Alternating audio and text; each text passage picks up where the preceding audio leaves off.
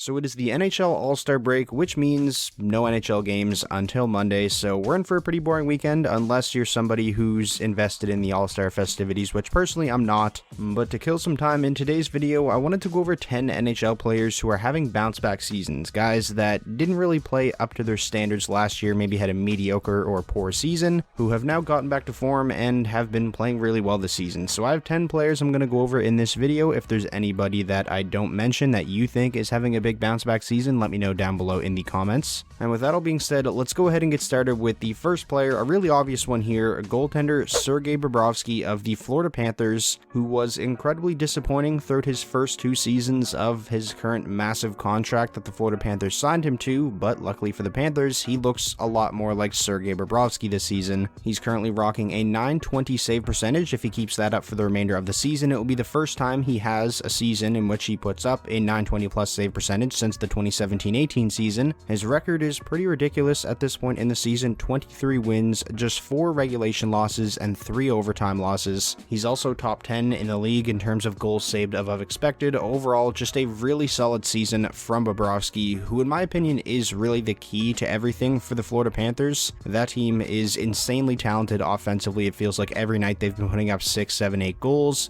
If they can get elite level goaltending from Sergei Bobrovsky down the stretch and into the playoffs, I really believe this Panthers team has a chance to not just go on a deep playoff run, but actually win the Stanley Cup. Next up, we have Seth Jones, defenseman for the Chicago Blackhawks, a player who I've been pretty critical of over the past couple of seasons because, quite frankly, I don't think he was very good the past couple seasons, and I think a lot of you would agree with me on that. And while I still think the contract that was given to him from the Chicago Blackhawks is insane, I'm not going to sit here and say he hasn't bounced back this season because he has been a lot better. His 29 points currently is already 1 more than he had all of last season. He's been really good for the Blackhawks on the power play, and at even strength, he's done a good job of playing low event hockey. His defensive game looks a lot better. Not a season that's going to get him in the Norris conversation or anything like that, but overall, just a real solid bounce back season from Seth Jones. Moving on now to another former Columbus Blue Jacket, PierreLuc Dubois of the Winnipeg Jets, a player who had a really strange season in 2020-21, had just 8 goals and 20 points in 41 games. Now, obviously, a lot of that had to do with the fact that he was mentally checked out through the first couple weeks of the season with the Columbus Blue Jackets, and then for the remainder of the season, he was trying to adapt to playing for a new team. But even with that being said, it's still really nice to see PierreLuc Dubois kind of get back to form a little bit. He's up to 33 points in 42 games, already 13 more points than he had all of last season in just 1 more game, and he's also second on the team in scoring behind only Kyle Connor. You have to think that the Winnipeg Jets are pretty happy with the way he's played so far. Ville Husso, a goaltender for the St. Louis Blues, who last season in 17 appearances had an .893 save percentage. He wasn't all that reliable for the Blues whatsoever. They had to rely heavily on Jordan Binnington, and heading into the most recent offseason, I said multiple times that I feel like the St. Louis Blues should probably do something to shore up that backup goaltending position because clearly Ville Husso just isn't an NHL caliber goaltender, and well, to say Ville Husso is bouncing back would be an understatement. In 15 appearances, he's 9-3-1 with a 1.90 goals against average, a ridiculous .941 save percentage, a ridiculous 17.9 goals saved above expected, which is 4th best in the entire NHL. He has been the St. Louis Blues' better goaltender this season, and it really isn't all that close. Jordan Binnington is actually playing pretty poor. It has been a complete 180 from last season, and I'm pretty interested to see how the remainder of the season goes for Husso and the Blues because I think there's a legit chance he could wind up being their starting goaltender heading into the playoffs. Next up, we have Clayton Keller of the Arizona Coyotes, a player who definitely wasn't bad last season. He still put up 35 points in 56 games, but it wasn't quite the same offensive output from Keller that we've seen, for an example, in his rookie season, where he put up 65 points. And for a while, it was looking like Clayton Keller was the guy that maybe peaked as a rookie because the 3 seasons after his rookie campaign were pretty underwhelming. But luckily for the Coyotes, Clayton Keller is back to producing at around the same rate he did as a rookie back in 2017-18. He should finish this season, if he stays healthy, with around 65-ish points, which may still sound underwhelming for some people, but you have to remember the Arizona Coyotes as a team average just 2.18 goals for per game, which is dead last in the league, and Clayton Keller is actually 11 points clear of the Arizona Coyotes' second leading scorer, which is Phil Kessel. Moving on now, we have the second and final St. Louis Blue we're going to talk about in today's video, of Vladimir Tarasenko, a player whose future was definitely uncertain when you look back to the offseason where he requested a trade, wasn't happy with how the St. Louis Blues handled his multiple shoulder surgeries, he was left unprotected in the expansion draft, and it didn't even seem seem like he was going to be a St. Louis Blue heading into this season. So with all that being said, and the fact that he only had 4 goals in 24 games last season, I feel like Tarasenko and the Blues have to be pretty happy with his performance so far this season. He's got 15 goals and 40 total points in 40 games. He's second on the Blues in scoring, only behind Jordan Kyrou. And even though it was reported on a month or so ago that Vladimir Tarasenko would still like the St. Louis Blues to fulfill his trade request, I feel like that's definitely not something we're going to see happen mid-season. I feel like that'll be an off-season deal,